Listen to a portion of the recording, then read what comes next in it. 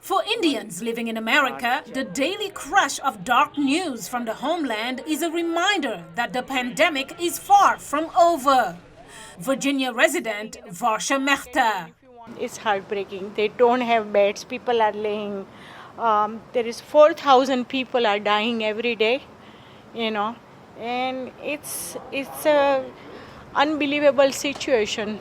Indian Americans say the world's largest democracy was not adequately prepared.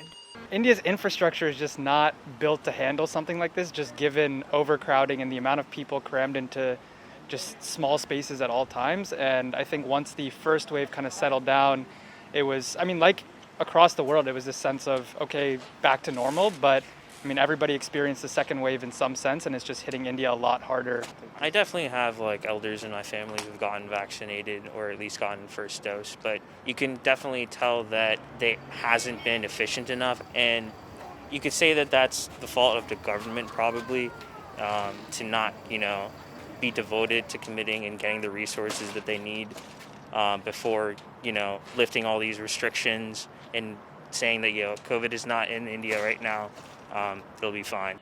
With over 20.2 million cases, India has the second highest number of COVID-19 infections behind the United States and the third highest number of deaths behind the US and Brazil. Tuesday, White House Press Secretary Jen Psaki told reporters the United States is continuing to send aid to the hard-hit South Asian nation. 6 air shipments funded by USAID have departed the United States, 5 of which have already arrived in India. These flights include health supplies, oxygen supplies, N95 masks, rapid diagnostic tests, and medicine. And these are a lot of the components that the Indian government has expressed a vital need for.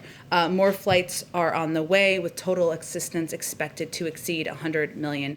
But for many, the aid may be too late.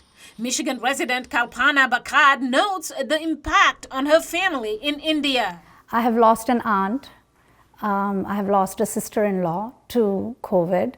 And we have had many members of our family who have, who have been impacted by COVID, and they have recovered, luckily, but it's real.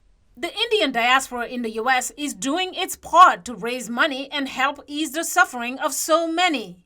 Indian American Chandru Acharya of Michigan. This is one time that the entire Indian American community has come together and is pouring, the kind of support that you see for the situation back in India is extraordinary.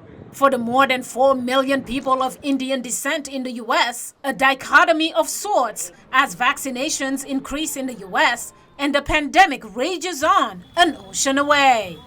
Mariama Diallo, VOA News.